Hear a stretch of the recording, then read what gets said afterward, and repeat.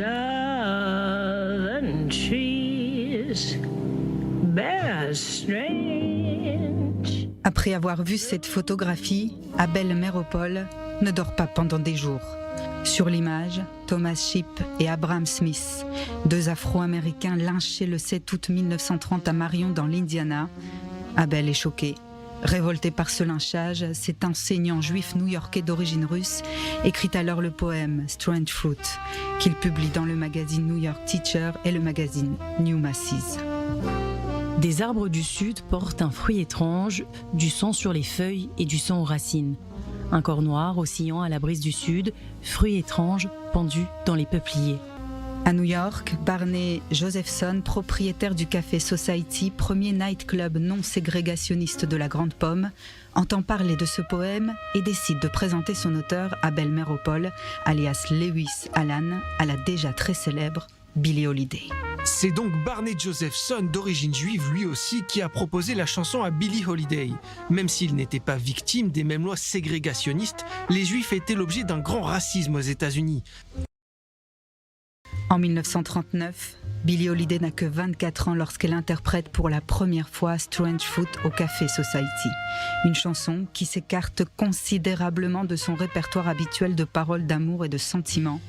Elle sait qu'avec ce titre, elle jette un pavé dans la mare. Beautiful soul that she could only express it by singing. Encore and encore. Without even trying, she was the great lady of all time. Billie Holiday savait depuis l'enfance et dans sa chair ce qu'était qu'être une femme noire, pauvre et opprimée aux États-Unis. Malgré son statut d'artiste, elle avait elle-même plus d'une fois vécu dans son quotidien la discrimination et le racisme. C'est en pleine conscience de ces débats et de ces enjeux que Billie Holiday a accepté d'interpréter cette chanson pour apporter sa pierre à l'édifice d'une lutte sociale qui animait toute la communauté noire de son temps et au-delà. Strange Fruit dérange au plus haut niveau. L'administration américaine dénonce l'appel à la révolte suggéré par ce titre et tente de faire taire Billie Holiday. En vain. De son côté, Abel Meeropol est convoqué par les autorités qui le soupçonnent d'avoir écrit ces paroles à la demande du Parti communiste. Il préfère quitter New York et part à Hollywood. Dans son militantisme, il adopte les enfants des époux Rosenberg, condamnés à mort pour espionnage pour l'URSS.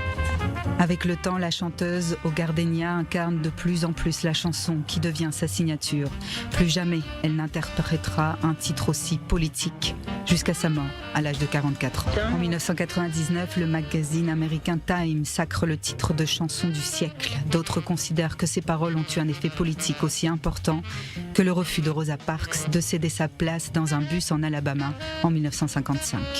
En 2017, la chanteuse britannique Rebecca Ferguson accepte de chanter à l'investiture de Donald Trump, mais à une condition.